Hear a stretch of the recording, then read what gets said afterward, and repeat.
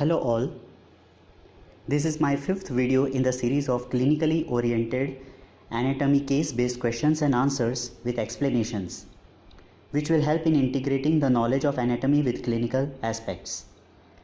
This video has 5 clinically scenario-based MCQs related to neuroanatomy part 3.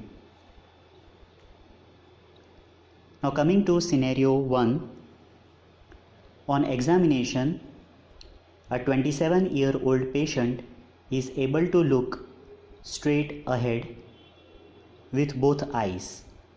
But when he looks to the right, the left eye cannot be adducted and the right eye exhibits a horizontal nystagmus. The conjugate movement of both the eyes to the left is normal. Also, convergence is intact. The lesion is most likely in which of the following anatomical structures? The options are A. Left oculomotor nerve or nucleus, B. Left medial longitudinal fasciculus, C. Right frontal eye field, D. Left paramedian pontine reticular formation.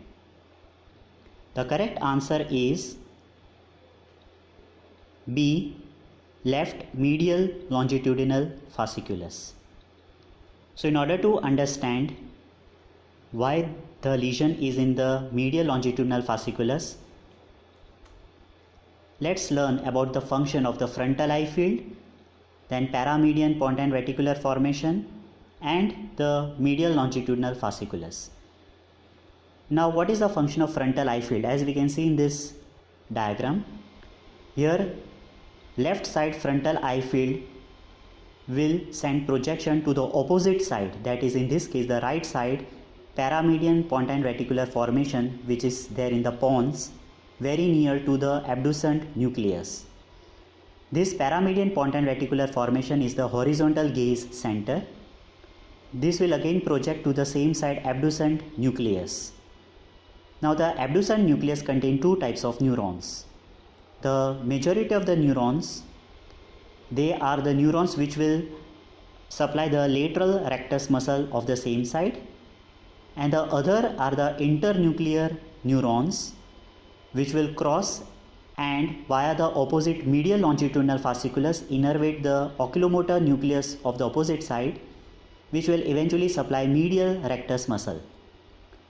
So whenever the one side frontal eye field is stimulated, both the eyes move to the opposite side. So in this case both eyes move to the right side.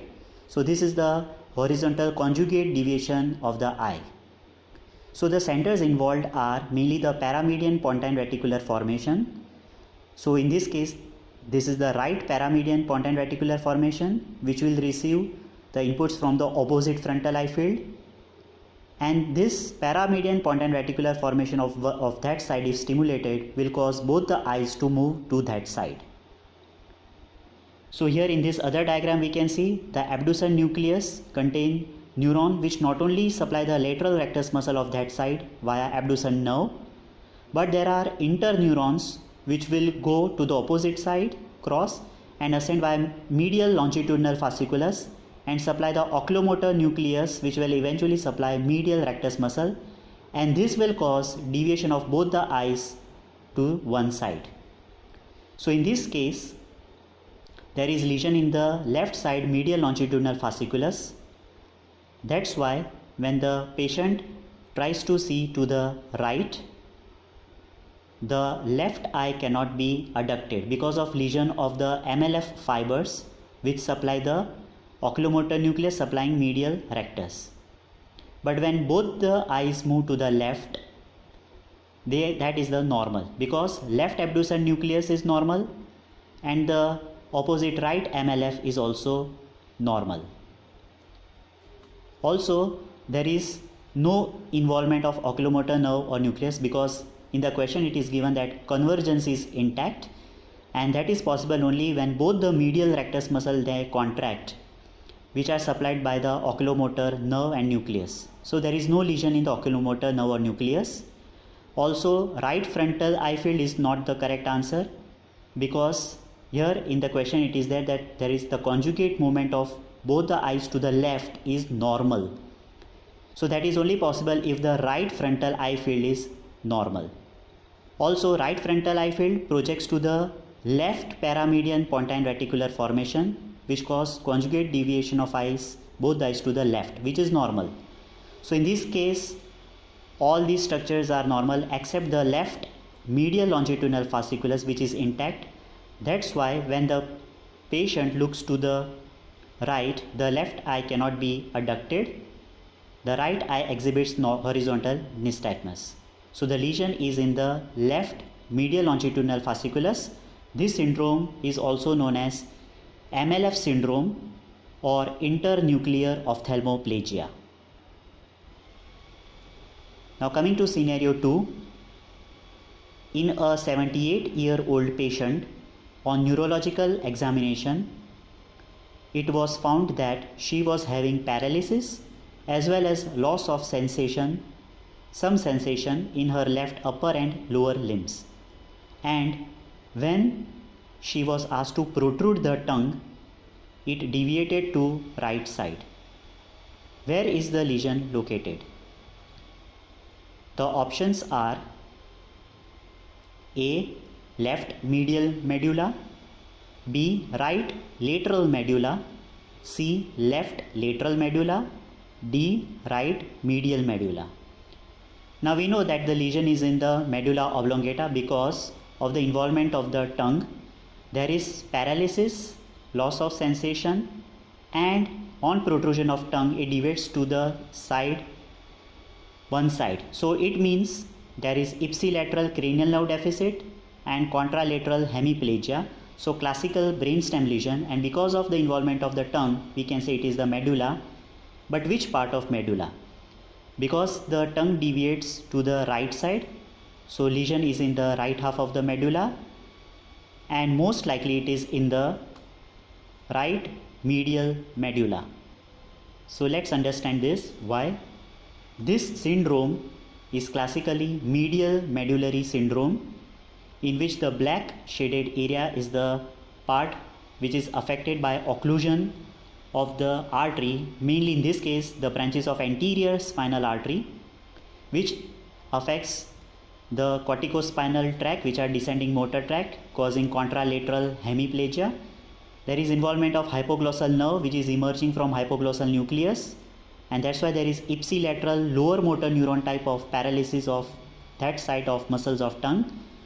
So tongue on protrusion will deviate to the side of lesion. So in this case, if the lesion is on the right side, the tongue will deviate to the right side. There is also involvement of medial lemniscus, which is carrying fine touch, joint position, movement sensation, 2-point tactile discrimination, vibration from opposite side of body. So there is the loss of these sensation from opposite side of the body. So this is the also known as inferior alternating hemiplegia, crossed hemiplegia, in which ipsilateral cranial nerve deficit, that is in this case hypoglossal, and contralateral hemiplegia. So this is the medial medullary syndrome, and the affected part is the medial part of medulla, and in this case right side. Coming to scenario 3, the neurosurgeon examines a 67-year-old patient with a suspected cortical infarction in the distribution of right middle cerebral artery. Which of the following is the most likely to be affected? The options are A. Left-sided leg motor function, B. Right-sided face motor function, C. Left-sided hand motor function, D. Right-sided arm motor function. So you can see the four options, mainly motor function are lost, whether left or right, and the artery affected is the right middle cerebral artery. So we just have to think right middle cerebral artery, so supply the right side of the cerebral hemisphere, the cerebral cortex, where the various motor and sensory areas are there. And if the right side is affected, then the fibers from here project and eventually supply the left half of the body. So out of 4, the answer might be either left-sided leg motor function or left-sided hand motor function. So out of 2, the correct answer will be it's left-sided hand motor function. So remember, whenever there is a occlusion of artery of one side, there is hemiplegia or hemiparesis or loss of sensation on the opposite side. So let's understand first of all the arterial supply of the cerebral hemisphere. This is the superolateral surface of the cerebral hemisphere. The main part, the main artery supplying this surface is the middle cerebral artery here, except some parts, for example, half to 1 inch strip along the supromedial border from frontal pole to parieto-occipital sulcus is supplied by anterior cerebral artery, and the area of the occipital lobe and inferior front and the inferior temporal gyrus is supplied by posterior cerebral artery. On the medial surface, the main artery supplying the medial surface is the anterior cerebral artery, whereas occipital lobe supplied by the posterior cerebral artery.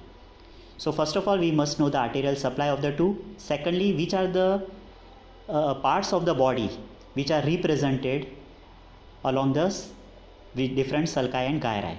So on the right side of the figure here, we can see the motor homunculus. This shows that the various parts of the body represented along the precentral gyrus as well as along the anterior part of paracentral lobule, where there is a location of primary motor area. So the primary motor area is located along the precentral gyrus on the superolateral surface, and it also extends onto the medial surface, that is anterior part of paracentral lobule. Now these areas give origin to the projection fibers that form corticospinal and corticonuclear fibers, and specific regions within the area are responsible for movements in the specific parts of the body. The representation of the body, as I just told you, is inverted and it is disproportionate, which is known as homunculus.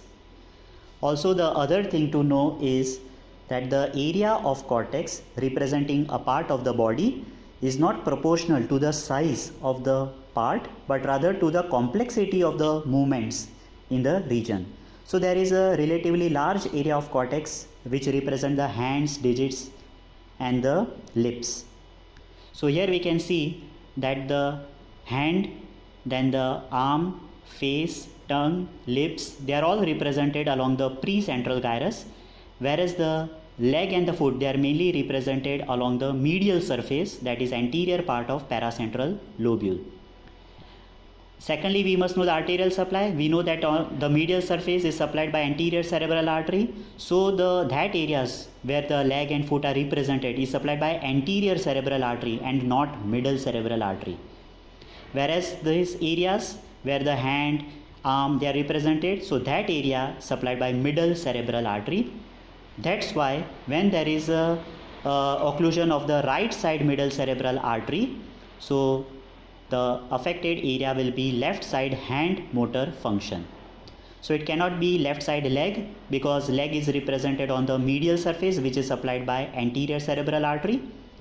Then though face is represented which is supplied by the middle cerebral, but left side face motor function will be affected, not the right side face. Similarly, the left side arm will be affected, not the right side arm. So the correct option is left side hand motor function. Now coming to scenario 4, a 70-year-old male suddenly developed numbness involving the lower half of his face shortly after a stroke. He was later evaluated for the site of lesion. Which of the following structures is most likely to be involved?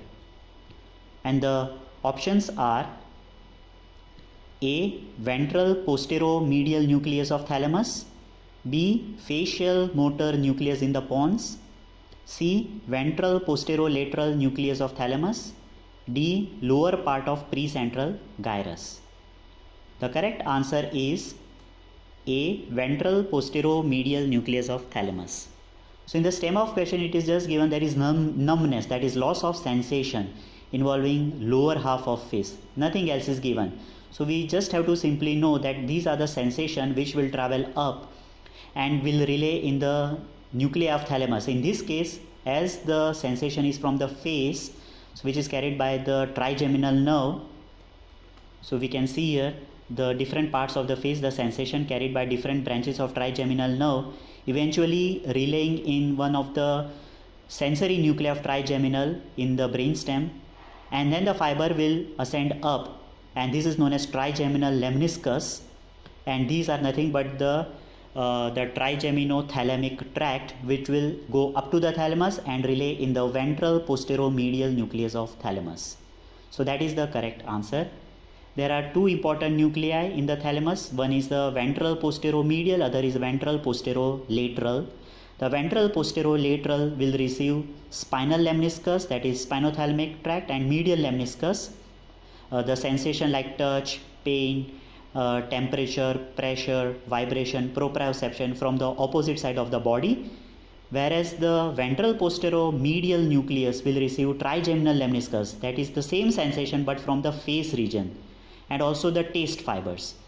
So in this case there is numbness of the face region, so the most likely the tract that is involved trigeminal lemniscus, which is relaying in VPM, that is ventral posteromedial nucleus of thalamus. The facial motor nucleus, it supplies the muscles of facial expression which are not involved in this case. VPL, as I told you, it receives spinal and medial lemniscus, and lower part of precentral gyrus, actually this is the motor area, so it has nothing to do with motor, there is loss of sensation.